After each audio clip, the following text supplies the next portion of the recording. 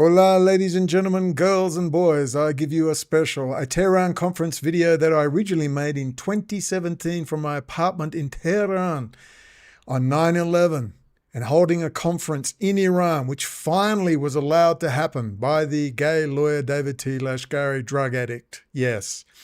Apparently in August, by the way, I'm going to let you in on something. In August, there are moves afoot to bring legal action against me. How do I know? You'll find out one day. But ladies and gentlemen, look behind you. This is the video you are going to watch from 2017. I finished it when I got back to Kuala Lumpur, when it became obvious to me Iran was as interested in a conference on Israel as Charles Manson was interested in a conference on exposing mass murder. It's not going to happen. As you know, they're starting to call the Persian Gulf the Arabian Gulf, and that's all that Iran is worried about, what they call the Gulf. Under Mahmoud Ahmadinejad, the future president of Iran, whether a loner in a power-sharing agreement, you are going to see a conference take place somewhere, somehow, on who did 9/11, what is the Ode Genon plan, who is Christopher Bolin, who is Carl Cameron and a Fox News report from 25 years ago? Who is Variant? Who is Converse Infosys? Who's holding the CIA contracts for the Amazon web services, for the Azure cloud with Microsoft? Who core codes Microsoft? That's Israel. Who did all the R&D on Israeli in Intel chips in Israel? That's Israel. They then backdoored it all with the deeply embedded core. All of these things are going to come out. All the things Whitney Webb didn't tell you. They didn't tell you who Zohar Zissapel was, Yehud Zissapel, Rad Group, the ones who control literally right now the world's banking systems, financial systems, automatic teller machines, the sewerage, the water, the electrical grid. You name it, Israeli companies run it. But Ian Carroll ain't going to tell you they're all going to jerk off over what's under the ballroom. Palantir. Tell me who Zohar and Yehud Zissapel is. Names we have been trying to push forever. Now watch this video and be amazed. 2017, 2018, how long? 9 years ago. And I can't get 3,000 views on the average video. Ladies and gentlemen, I give you what real, organic, solid, grassroots information sounds like. Ladies and gentlemen, I give you what could have been the Tehran conference had Mahmoud Ahmadinejad been in power, and not President Rouhani, who's 6 years in Scotland, a Scottish Rite Masons, running backwards and forwards to his friends Jack Straw and Lord Levi. Let us attend.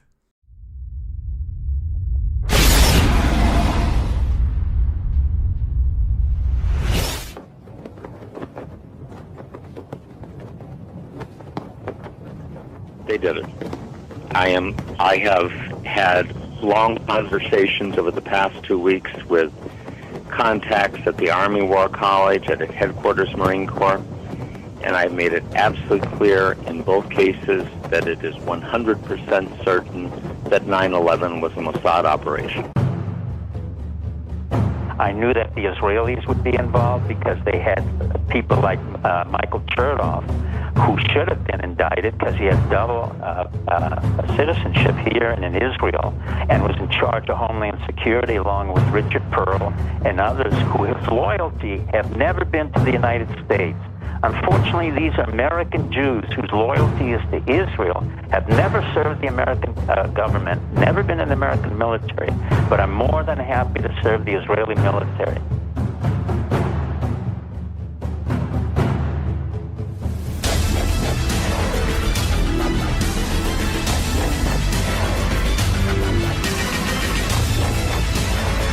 And what Americans need to understand, they did it. They did it. And if they do understand that, Israel's going to disappear. Israel will flat ass disappear from the earth. You know, I have a dream, as Martin Luther King Jr. once said, you know, and my dream is that the 5th and 6th U.S. fleets take Israel and cream it.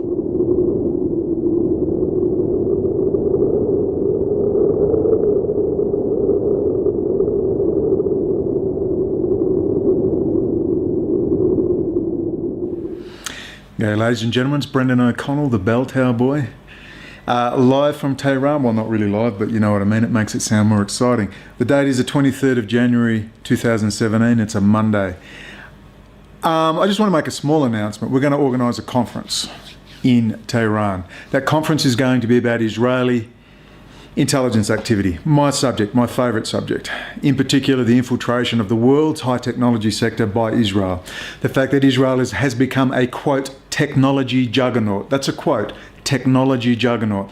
The fact that after Henry Kissinger and his friends at the Chicago School of Economics very kindly transferred American heavy industry and manufacturing to China, we now have the current day Jewish neocons and their friends throughout the US government shifting the entire American high technology industry to Israel. Silicon Wadi is what they call it, as opposed to Silicon Valley. And I'm not joking, they are sending the entire American high technology sector there. The only thing the Americans will be manufacturing are tanks, guns and bombs to drop on people at the behest of Israel and Bibi Netanyahu. That's the only thing Americans will have left. Whether that's going to change with Donald Trump remains to be seen. We live in hope. I don't know, not too much hope, but we live in hope. This subject is a subject that I managed to raise to a very high level in my own state. I was invited out for coffees with the head of counterterrorism, Inspector Barry Shelton. When he did that, all of a sudden the Israeli ambassador turned up. Thank you. Thank you very much. Ladies and gentlemen, good afternoon, shalom. May I thank all those who are here this afternoon for being friends of the State of Israel. I recognize your commitment to the well-being of the people of Israel, and I acknowledge your affinity to the Jewish people. The Israeli Deputy Foreign Minister turned up. Organizations like yours are especially crucial at this time when our enemies are attempting to delegitimize our basic rights to exist and threatening to destroy us as well as the rest of Western civilizations. Stephen Lieblich, who I accused of being a katsa or case officer for Israeli intelligence, and when I did, I was raided by the police and charged with offending him. Obviously, we've got a process that we've got to go through. Okay? What? Jet Propulsion Laboratory? Brendon, we've got a process that we need to do. Okay, so what we're going to do is we're going to invite the other officers in, and then we're going to start the camera. Okay? Wait a minute, before you go on, what the hell? It may be used in evidence. Okay? Wait a minute, before you go on, what the hell? It may be used in evidence. Okay? Wait a minute, before you go on, what the hell? It may be used in evidence. Okay? Wait a minute, before you go on, what the hell? It may be used in evidence.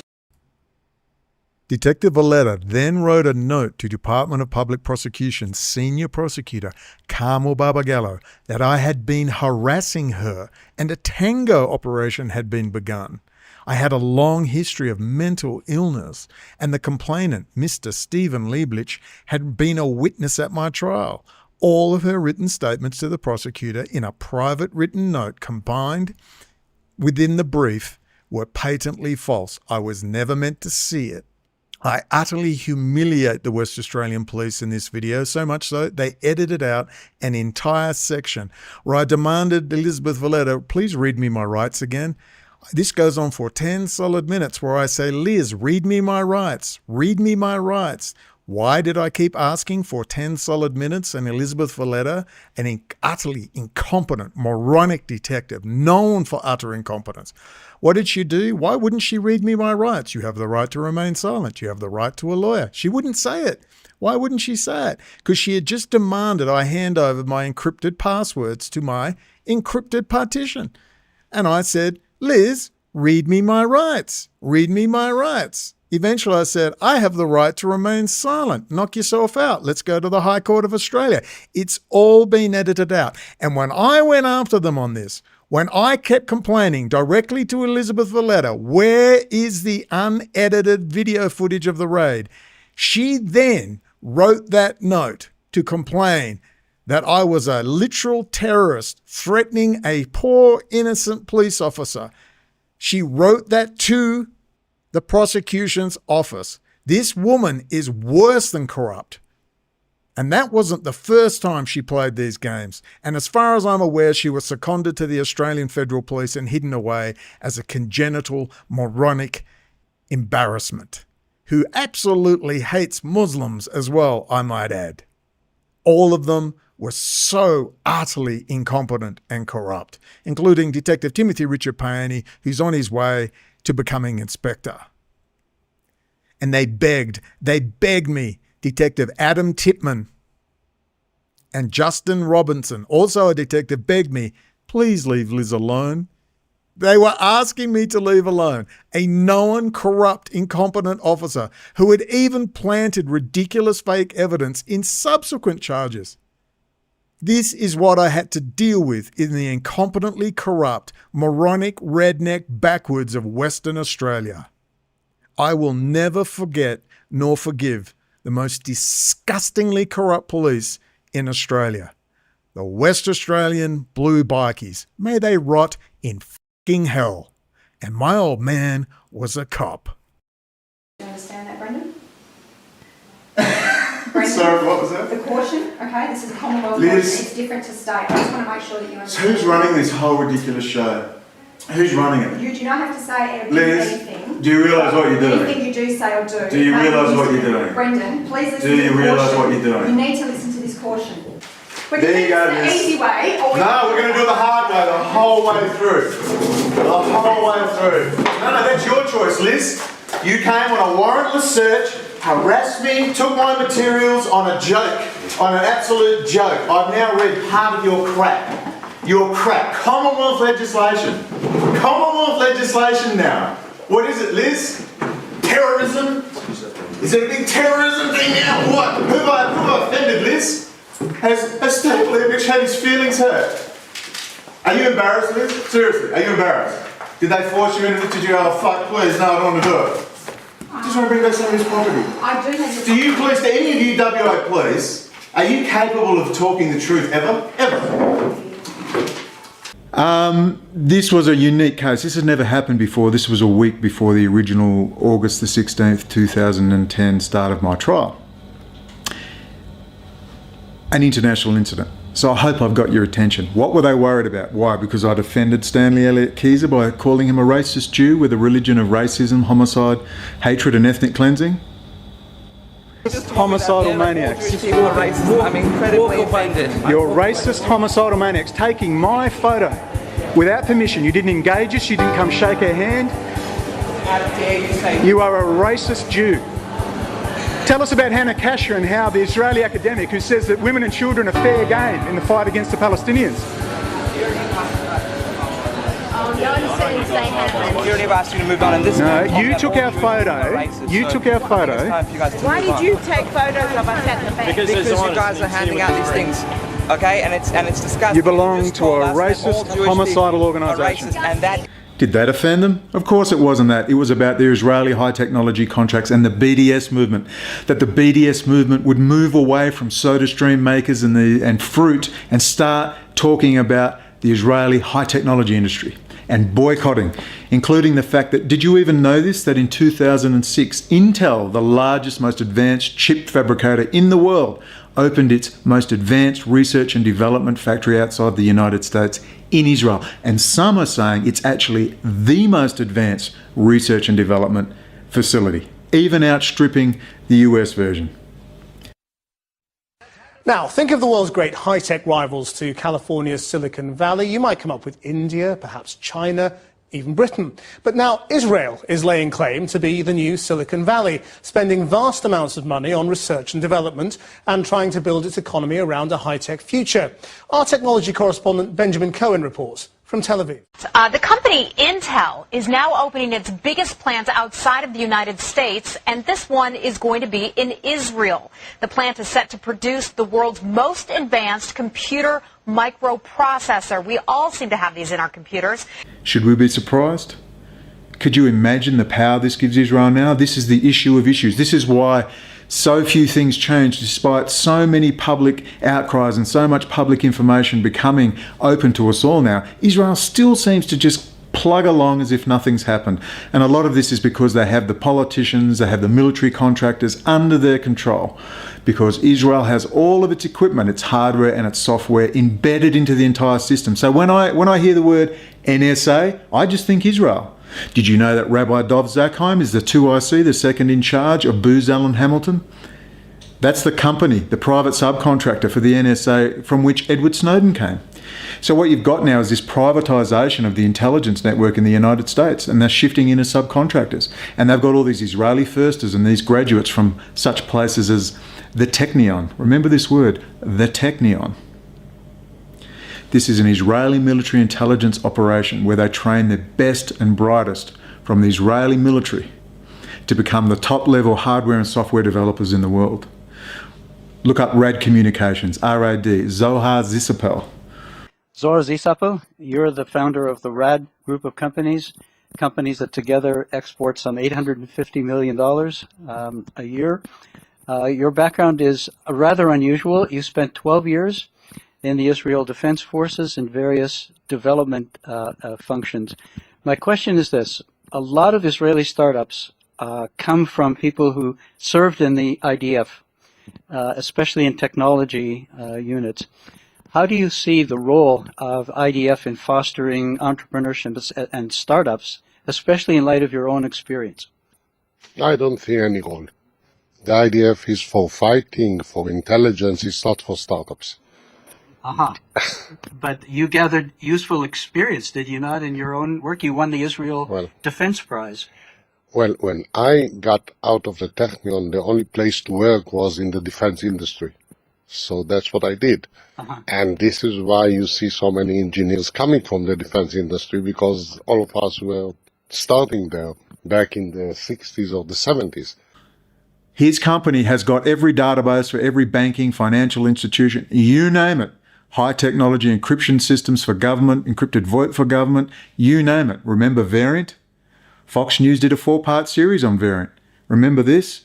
Now Fox News has learned some U.S. investigators believe that there are Israelis again very much engaged in spying in and on the U.S., who may have known things they didn't tell us before September 11th. Fox News correspondent Carl Cameron has details in the first of a 4-part series. Who can forget that? Amdocs, Converse, Infosys, PTech, all of them intimately involved in 9/11. All of them intimately involved in keeping US under control. We all remember Kay Griggs and her statement that, military intelligence in the United States, the head of the computer ID department, Ron Jarman, is an anarchist Jew who met his wife in a kibbutz in Israel. The infiltration is total. This is the issue we want to discuss at a conference here in Tehran, and I'm going to have at least an instigatory role in getting that conference happening. I won't be a main organiser, but I'm going to instigate it. I've already had a quick chat with Dr. Alan Sabrowski on Facebook. Dr. Sabrowski is also an editor at Veterans Today, where his latest series of articles regarding Israeli involvement in the 9/11 attacks against the United States is a shocking expose of how the Israeli Mossad planned the attacks and how the U.S. military had prior knowledge. An argument often not discussed, especially by someone like Alan Sabrowski, who is an American with Jewish ancestry. However, Sabrowski bravely addresses this sensitive and controversial topic as someone devoted to the security of the United States at any cost. So what happens when a military insider puts the devastating terror attacks of 9/11 directly at Israel's doorstep?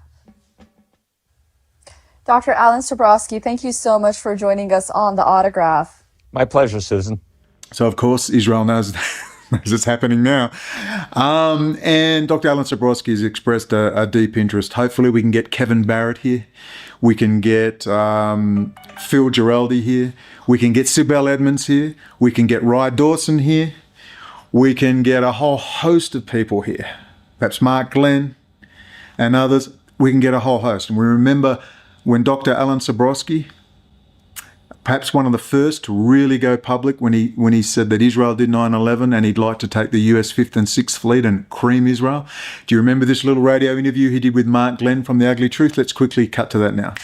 Without any further ado, I want to go ahead and bring up tonight's guest, and it is Dr. Alan Sabrowski. Dr. Sabrowski, welcome to the program. Thank you very much, Mark. Pleasure to be here. Alan Sabrowski, Ph.D., University of Michigan, is a 10-year U.S. Marine Corps veteran and a graduate of the U.S. Army War College. Now, not only that, Dr. Sabrowski, correct me if I'm wrong here, not only are you a graduate of the U.S. Army War College, but you were Director of Studies there for some period of time. Is that correct? That's correct, for 5.5 years. 5.5 years as Director of Studies at the U.S. Army War College. Pretty amazing stuff. In fact, so amazing, I did a little video project of my own in the middle of the lead up to the trial. I went out on the street and there was everywhere I could find the media, I dropped in, it's one of my favourite videos, I dropped in Dr. Alan Subversion interview. Have a watch. Hey, good, how you doing? It is 9:44 a.m. Thursday, the 6th of May 2010. This is just a little listing, just have a bit of... So, we really need to get teams going, annoying these people, the way they pursue people and attempt to harass. So, Bell Tower Boy News reporting. Hey, just curious, did you see that Dr. Alan Subversion, former head of the US Army War College, has said that Israel did 9/11? They did 9/11. They did it.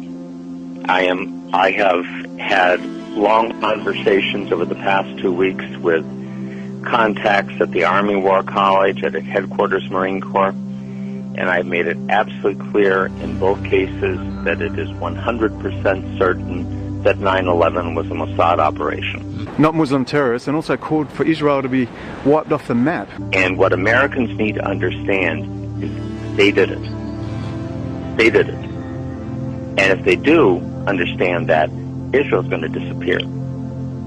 Israel will flat-ass disappear from this earth. It's pretty heavy. No mainstream media reporting. We'd have to put that to our foreign desk. So you're ABC guys? Brendon? Yeah, Brendon, yeah.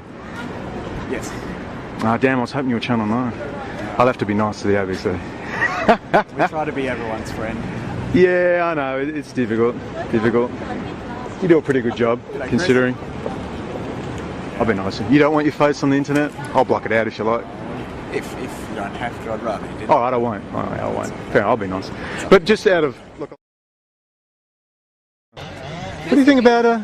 sorry? Hey, what do you think about Dr. Alan Subversion, former head of the US Army War College, stating that he wants to wipe Israel off the map and Israel did 9/11?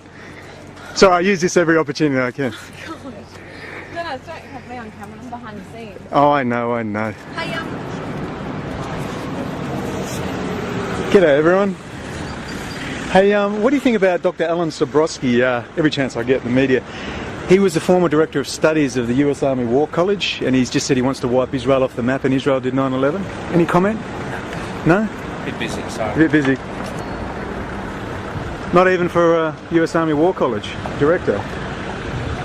Stating that when the American public find out that Israel did 9/11, they would wipe it from the map and no one would give a rat's ass. That's not even important?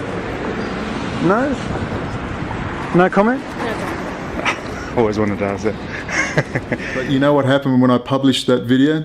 I was immediately rearrested by 5 police, locked in the lockup for 72 hours and brought before the judge, Chief Judge Martino of the District Court. Good guy, actually, Chief Judge Martino. At this time, of course, prisoner X was in the paper. Ben Zigier, a man born and raised in Melbourne who became a case officer for Israeli intelligence, who was, like Stanley Elliott Keyser, a member of such groups, Zionist youth groups as Habanim Dror and Australasian Union of Jewish Students, and of course, the brilliant Al Jazeera production, 4-part series showing how these youth groups are being infiltrated by the Israeli lobby and the Israeli embassy in London, and they're trying to influence UK politics by getting these particular Israeli firsters, taking them to Israel, getting them on board, probably bribing, blackmailing them, hooking them up with prostitutes, getting them on camera, all the usual things they do, and then pushing their little favourites into UK politics. And in fact, we even see a liaison with the embassy talking openly of getting rid of certain UK politicians. How Israel influences British politics. We reveal from the inside how the Israeli embassy penetrates different levels of British democracy. In the first of 4 programs, the battle for Britain's youth.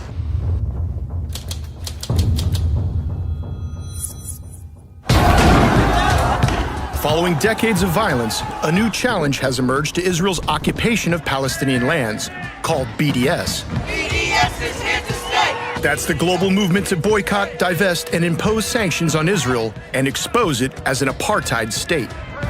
The Israeli government has responded with a campaign to rebrand the country's image. The reason we should fight BDS is because it's wrong. It's a moral outrage. It's an operation run by the secretive Ministry of Strategic Affairs. They recruit mainly former intelligence officers. Its main task is to counter BDS worldwide. Using an undercover reporter, Al Jazeera's investigative unit exposes Israel's clandestine activities in London, a city that's become a major battleground. BDS campaign in many ways germinated in Britain. You'll meet the people working to challenge BDS at every level of British politics. Ah, okay, that's the issue. We work really closely together, but like a lot of it's behind the scenes. One of Israel's main targets is the Labour Party. For the first time, its leader is a champion of Palestinian civil rights. I'd be very happy to see Jeremy Corbyn no longer leader of the Labour Party, for sure. It's a covert action that penetrates the heart of Britain's democracy. Can you give us some evidence that suggests you will take down? It is outrageous interference in British politics. It shouldn't be permitted. It's a battle of ideas seeking to change not only how Israel's portrayed, but even how it is debated. It's anti-Semitic. No, it's not. It's a trend.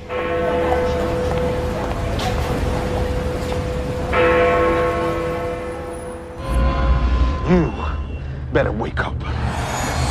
The world you live in is just a sugar-coated topping. There is another world beneath it. The real world.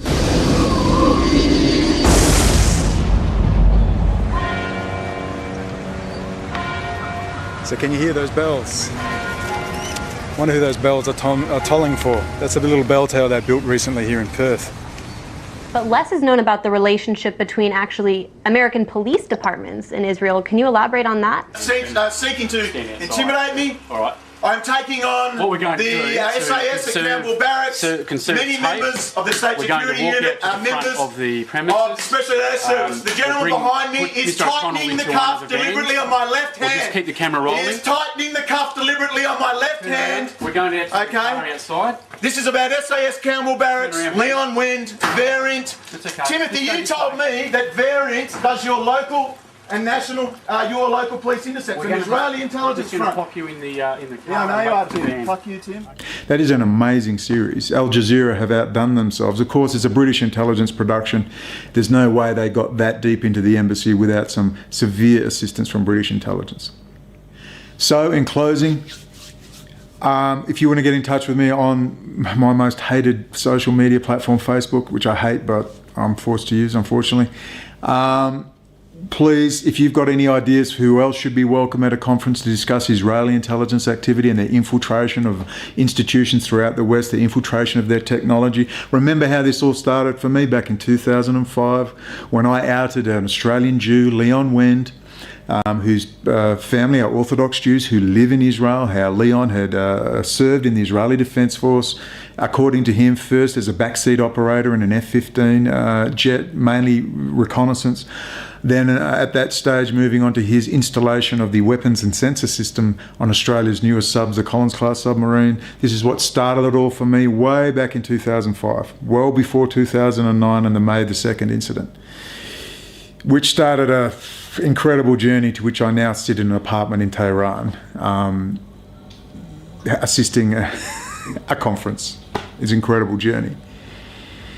So if we can, let's assist Dr. Alan Sabrowski and others. Let's get as many people there as we can. Again, Phil Giraldi, Sybil Edmonds, the Corbett Report, Roy Dawson, Phil Giraldi, I think I've mentioned, and a whole host of others. If you can come up with more faces and figures, and I know there's a lot of ex-CIA, FBI, various other policing and intelligence agencies who should be invited here. This could be a very, very big event, and it's a privilege for me to be involved in this. Again, it means I've got to be less of an idiot and a little more serious whilst retaining my Australian larrikin edge, but the stakes are a little higher now, and it really is a privilege to be here. Hopefully things will continue to work out nicely and we can get some really big names to attend. So that is your mission. Get out there and get the word around. Assist Dr. Alan Subversion and others. We get this conference happening here. Let's get the BDS movement fully onto the US high technology, the Israeli high technology sector. Elbit systems and their drone technology, that's a big one. Israel is leading the way on robotics and all sorts of stuff. And we've got to stop them. We do not want this racist, apartheid, sick and psychotic state, led by such luminaries as their former top Sephardic rabbi, Rabbi Ovadia Yosef, a man who had 1 million mourners, the largest funeral procession in history in Jerusalem, where they're sobbing on the streets for the, quote, rabbi for all Jews, a man who said that the only reason God made non-Jews was to be slaves for the Jews. A man and his cohorts who regularly call non-Jews animals, subhuman, lacking in a soul, worthy of death, cattle, goyim, you name it. It is the most disgusting ideology ever put on the face of the earth. That's a thing called Judaism. Orthodox Judaism, ultra-Orthodox and Hasidim. We've got to expose them. We do not want the Israeli state with access to such high technology, first world military contracts. We can't have it. It's madness. They're infiltration. We've got to end it, and we can end it right now. Let's move on from SodaStream makers manufactured on the occupied West Bank. Let's move on from fruit. Let's get into their high technology sector, because that is what will end the Israeli state in the current format of which it sits. So we can dismantle it as much as South Africa was dismantled, and they can have some reconciliation. A lot of quote-unquote Jews are going to have to leave occupied Palestine and never return. We'll have to deal with them. The Orthodox and the ultra-Orthodox lunatics, we have to deal with them. All right? They are mentally ill and they are deluded, and if we love them, we will assist them with rehabilitation to realise that they are not the chosen people. They're human beings just like us, and we want them to rejoin the family, and we need to do that with kindness, with hugs, and with a lot of love and kisses. I reckon we can all do that. So the Middle East can settle. It can go into peace if we want it. Yes, there's Bible prophecy. I'm well aware of all that. But, you know, blessed are the peacemakers, and we do what we can while we can with what's in front of us. Ladies and gentlemen, Brendon O'Connell, the Bell Tower Boy. Let's get this conference happening. Get behind it, lobby, put it out there, get it on Facebook, get it on social media, get it on YouTube, get it on videos. Let's get the top players over here to Tehran for a really top conference. And I'm, God willing, going to film it, make a documentary. I can't wait. There's a lot of exciting things on the future, a lot of exciting things on the horizon. Please stay tuned. Ciao for now, Horafes. F. Scott Fitzgerald, quote, "The test of a first-rate intelligence is the ability to hold two opposing ideas in the mind at the same time and still retain the ability to function. One should, for example, be able to see that things are hopeless and yet be determined to make them otherwise. This philosophy fitted on to my early adult life when I saw the improbable, the implausible, often the impossible, come true."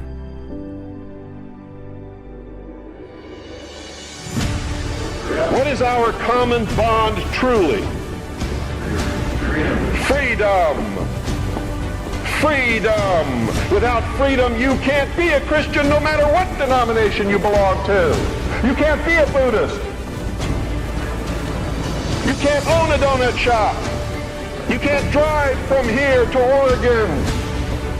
You can't be an American, because that's what it's all about, and it's the only thing that it's all about. Nothing else. Nothing else. It's about freedom.